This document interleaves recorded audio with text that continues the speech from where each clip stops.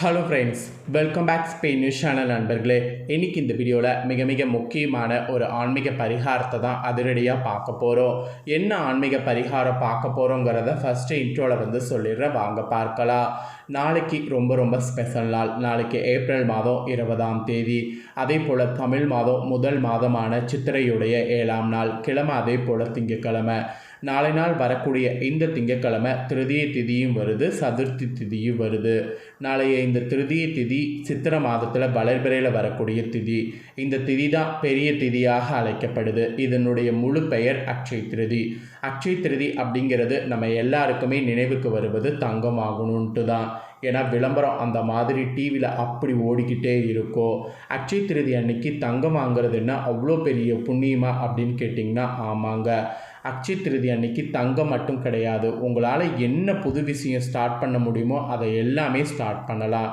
ஏன்னா அக்ஷய திருதி அன்னைக்கு எது ஸ்டார்ட் பண்ணாலும் அது மேலும் மேலும் வளரும் என்பது தர்ம சாஸ்திரத்தில் இருக்குது. அது மட்டும் இல்லாமல் அக்ஷய திருதி அன்னைக்கு தான் பல புண்ணிய விஷயங்கள் நிகழ்ந்ததாகவும் சாஸ்திரத்தில் இருக்குது.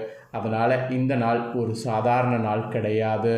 இப்போ இந்த வீடியோவில் என்ன சொல்ல போகிறோன்னா, அக்ஷய திருதியான நாளை நாள் சமையலில் இந்த விஷயத்தை பெண்கள் நீங்கள் செய்தீங்கன்னா உங்கள் வீட்டில் செல்வம் வளர்ந்து கொண்டே செல்லும். அதனால் என்ன செய்யணும் அப்படிங்கிறத தான் சொல்ல போகிறேன். தங்கம் வாங்கிறது, தானம் செய்கிறது, இது மட்டும் அக்ஷய திருதியில் செல்வத்தை ஈர்க்கிறதுக்கு உதவி செய்யாது. சமையல்லையும் சில விஷயங்கள் செய்கிறது ரொம்பவே புண்ணியத்தை கொடுக்கும், செல்வத்தை ஈர்க்கும். ஸோ சமையலில் நாளை நாள் என்ன செய்யணும் அப்படிங்கிறத தான் இந்த வீடியோவில் சொல்ல போகிறேன். ஸோ இந்த வீடியோ ரொம்பவே யூஸ்ஃபுல்லாக, ரொம்பவே இன்ட்ரெஸ்டாக இருக்கும். ஸோ வீடியோ பார்க்குறவங்க வீடியோவை ஃபுல்லாக பாருங்கள். அப்போ தான் என்ன சொல்கிறனோ அதை நீங்கள் தெரிஞ்சு நாளை நாள் சமையல் அறையில் அதை பயன்படுத்தி சமையல் செய்து நீங்கள் செல்வத்தை வளர்த்து கொண்டே செல்ல முடியும். சரி, என்னங்கிறத வாங்க இப்போ இந்த வீடியோவில் அதிரடியாக டீட்டெயிலாக பார்க்கலாம். பொதுவாக ஒவ்வொரு அக்ஷய திருதி என்றும் நகை கடைகளில் கூட்டம் அலைமோதுவதை நாம் பார்த்து கொண்டே இருப்போம். அலைக்கடலென திரளக்கூடிய மக்கள் கூட்டத்தை நகை கடைகளில் பார்க்கும் பொழுது அந்த நாளுக்கு எவ்வளவு முக்கியத்துவம் என்பதை நம்மளால் உணர முடியும். அக்ஷய திருதி அன்னைக்கு நகை வாங்கினால்தான் அது மென்மேலும் பெருகி கொண்டே செல்லும் என்பது நம்மளுடைய நம்பிக்கையாக இருந்து வருது. இத்தகைய நாளைய நன்னாளில் சமையலறையிலையும் நாம் இதை செய்யும் பொழுது வீட்டில் செல்வம் வளர்ந்து கொண்டே செல்லும். அப்படி நாம் என்ன தான் செய்ய வேண்டும் என்பதை பற்றி இந்த வீடியோவில் சொல்ல போகிறேன். அதை இந்த வீடியோவில் தெரிந்து கொள்ள போகிறீங்க.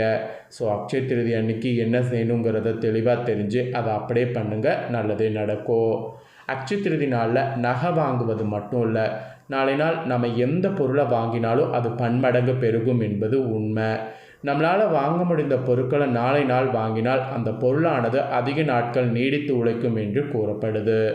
பல நாட்களாக வாங்க நினைத்த பொருள் ஒன்று கூட நாளை நாள் அக்ஷய திருதி அன்னைக்கு பிளான் பண்ணி வாங்கி பாருங்கள்.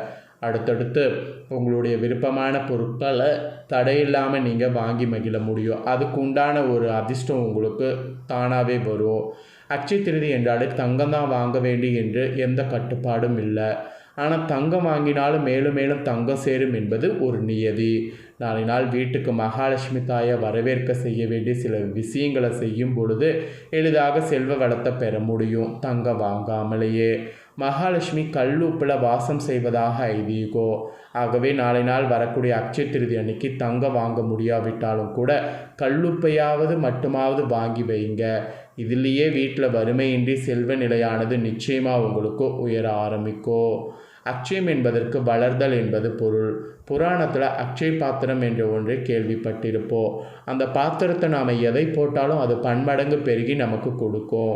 அதுபோல தான் அக்ஷய திருதி நன்னாளில் நாம் வாங்கக்கூடிய எந்த பொருளும் நமக்கு நீடித்து உழைக்கவும் செய்யும். அதே போல் பன்மடங்கு பெருகவும் செய்யும். கல்லுப்பு மகாலட்சுமியின் அம்சம் என்பதால் பணம் சேர கல்லுப்பு புதிதாக கடைக்கு சென்று வாங்கி வரணுங்கிறத தான் மெயினாக சொல்ல வர. அதோடு அக்ஷய திருதியான நாளை நாள் தங்கம், வெள்ளி, வைரம், நவரத்ன கற்கள் போன்ற விஷயங்களை வாங்கும் பொழுது அதிர்ஷ்டம் பெருகும் என்று சொல்லப்படும். அந்த வரிசையில் சுக்கிரனுக்கு உகந்த வெள்ளி அல்லது வைரம் வாங்கினாலும் சுகபோக வாழ்க்கை அமையும் என்பது நம்பிக்கை. சுக்கிரன் சுகபோக வாழ்க்கை கொடுக்கக்கூடியவர். அக்ஷய திருதி நாளில் கண்ணாடி பொருட்கள், வெள்ளி பொருட்கள், வைரக்கற்கள் போன்றவை வாங்கினாலும் யோகம் உங்களுக்கு உண்டாகும். மேலும் சுக்கிரனுக்குரிய பச்சரிசி அல்லது மொச்சக்கொட்டை இவற்றில் வெள்ளி அல்லது வைர நகைகளை வெள்ளை பட்டு துணியில் முடிந்து வைப்பதால் வீட்டில் செல்வமானது வளர்ந்து கொண்டே செல்லும். வைர நகைகளை நம்மளால் வாங்க முடியாவிட்டாலும் ஒரு சிறு வெள்ளி நாணயம் அல்லது மோதிரம் போன்ற ஏதாவது ஒன்றை புதிதாக வாங்கி வெள்ளை நிற பட்டு துணியில் முடிந்து பச்சரிசி அல்லது மொச்சக்கொட்டையில் போட்டு வைத்து விடுங்க. அடுத்த அட்சய திருதி வரக்கூடிய வரையும் அது அப்படியே இருப்பது நல்லது. எப்பொழுதுமே மொச்சக்கொட்டை வாங்கி வைங்க. வீட்டில் உப்பு, ஊறுகாய், மொச்சக்கொட்டை, அரிசி போன்ற பொருட்கள் எப்பொழுது வீட்டில் குறையக்கூடாது. இன்ஃபேக்ட் நாளை நாள் சமையல்லையே மொச்சக்கொட்டை பயன்படுத்தி தான் குழம்பு ரெடி பண்ணணும். அதோடு நாளை நாள் ஊறுகாவும் பார்த்திங்கன்னு வச்சுக்கோங்களேன் சாப்பிட்ணும். மொச்சக்கொட்டை, ஊறுகாய் இதெல்லாம் நாளை நாள் பயன்படுத்துவது ரொம்ப ரொம்ப அதிர்ஷ்டத்தை ஏற்படுத்தும். வீட்டில் குறையவே இல்லாத செல்வத்தை கொடுக்கும். செல்வத்தை பெறுவதற்கு தங்கம் மட்டும்தான் வாங்கணுங்கிறது கிடையாது. சமையலில் இந்த மாதிரி சில விஷயங்களையும் செய்திங்கன்னா செல்வம் உங்களுக்கு பெருகுங்க. நெக்ஸ்ட்டு இந்த அட்சய திருதியை முன்னிட்டு நாளை நாள் உங்கள் ராசிகளுக்கு பலன்கள் என்ன கிடைக்கும் அப்படிங்கிறத சொல்கிறேன். அதையும் கிரகங்கள் மூலிமா தெரிஞ்சுக்குங்க. ஃபஸ்ட்டு மேஷராசி. மேஷராசிக்கு வருமானம் நிறைந்த நாளாக இருக்கும். உங்களுடைய பண கஷ்டத்திற்கு ஒரு முற்றுப்புள்ளி வைப்பீங்க. வாரக்கடன் வசூலாகும். சொத்து சுக சேர்க்கை உண்டு.